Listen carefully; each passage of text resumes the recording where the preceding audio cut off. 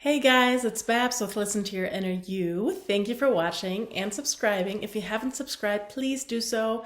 I would love to grow my channel and you are part of that. My website is listentoyourinneryou.com. You can book sessions on there. I will not answer any more questions on my channel. If you have any questions, please book a session. It is so much easier for me to answer that in a session than on the channel. Also, it shows on my website in your time zone when you book, so that's perfect and easy. And I also have a donation link below. And other than that, let's start the session here, the free videos, right? So today, I just wanted to talk a little bit about living in the end and what it is, what it isn't, and how I get there. Again, my channel is about how I manifest deliberately, what I teach, what has helped my clients, what has helped me. I have manifested many things. I have tried many different ways of manifesting. And what I teach on here is what works for me all the time.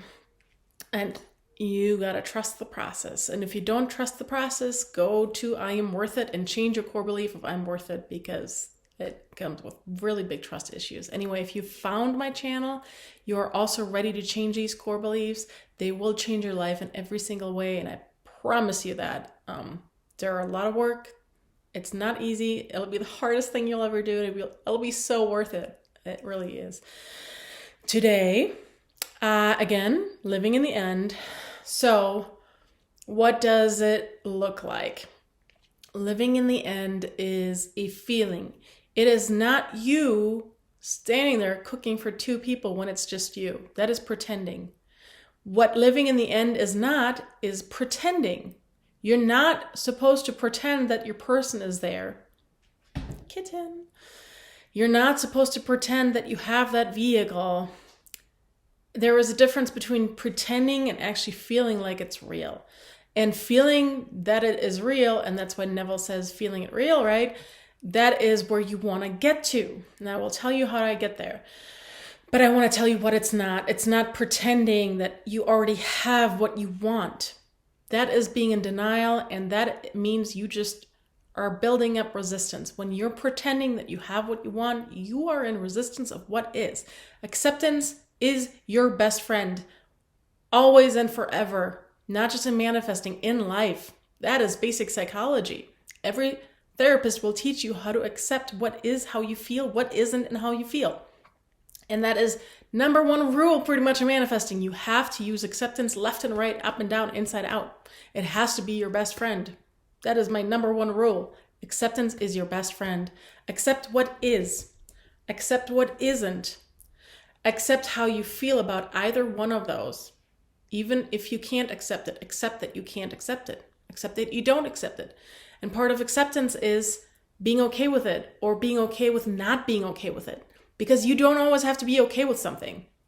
There's so many ways in acceptance. There's just so many things you can accept, and you have to accept. You always have to accept how you feel about something, because that can build up resistance in manifesting.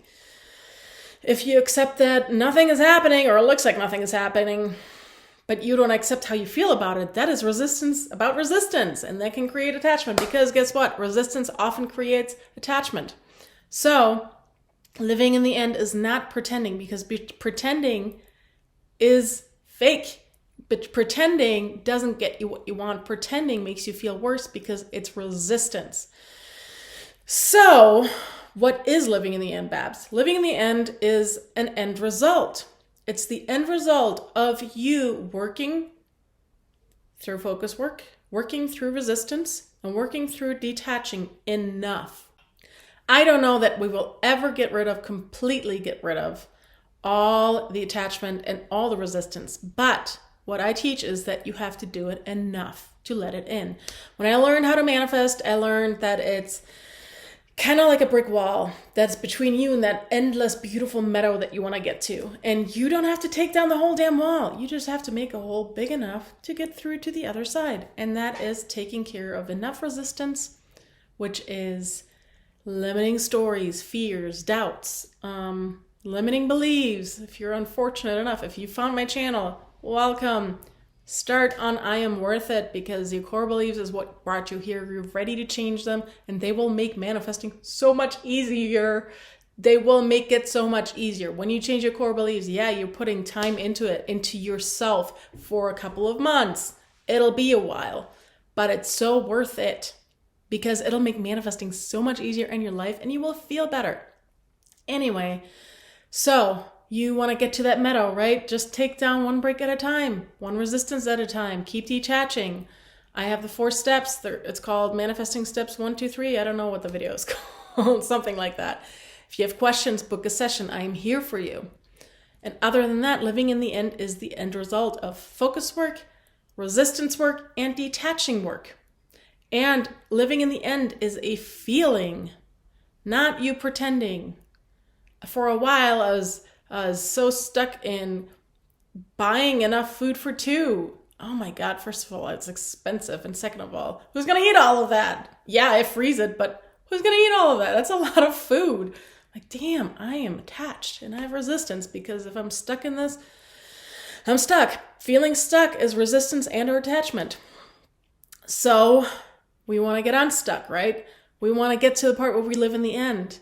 What living in the end is an end result. It is the end result of you doing everything enough. Enough focus work, enough resistance work, enough detaching.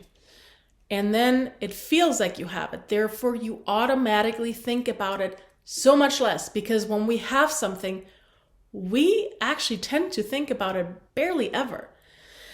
How often, unless you practice gratitude a lot, which I inspire, which I would like you to do because gratitude means you're thankful for what you have already, right? How often do you think about your vehicle that runs all the time? Unless you do gratitude, you almost never think about how amazing your car is and that it never breaks down. Or even if it breaks down, you still have a car when you see others don't have a car. How often do you think about that? You don't because you already have it. We tend to think about things that we don't have and we want them. That just means we think about them because we are attached and we have resistance. So living in the end means we already have it. Therefore, we think about it a lot less. And when we think about it, it feels like a nice, oh yeah, I love that, I have that. It's more like a memory. It's more like a positive scene. And then we often get scenes that flood our memory, our brain going, oh yeah, this feels nice. And it feels nice. And it doesn't feel like this yuckiness anymore that the resistance and the attachment creates because resistance and attachment create yucky feeling. That is just normal. So how do we get there? Well, focus on the end result. Make it very specific, very clear to the universe because the universe does take shortcuts and sometimes they're not so great. I have had this example. I used to have a friend.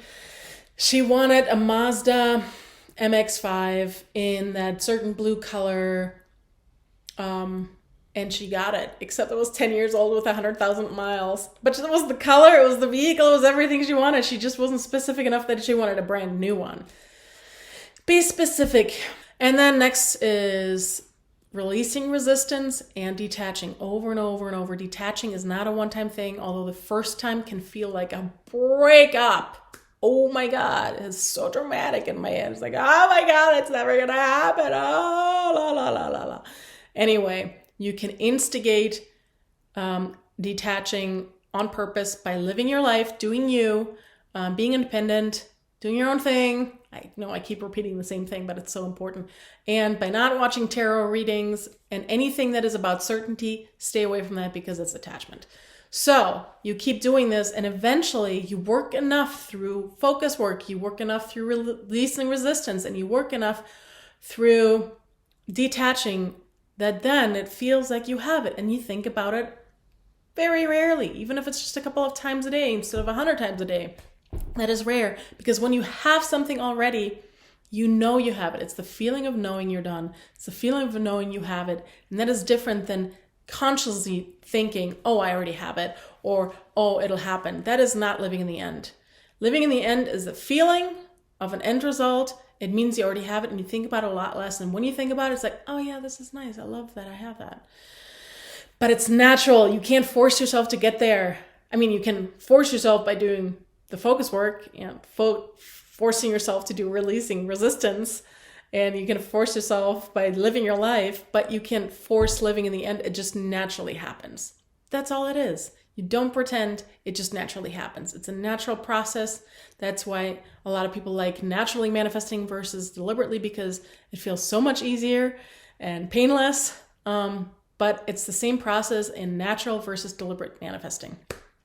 It is an end result feeling. It's an end result. That's why I often call it end resulting, because it's an end result to get there. Living in the end is an end result. That's it. Easy peasy, right? Oh man. Everything is so easy on paper, but then when we started, it's like, drama, drama, drama, because our minds feel so dramatic when we release resistance. Drama, drama, drama. And when we detach, drama, drama, drama. And that's okay. That's normal too. Have a great day. Bye.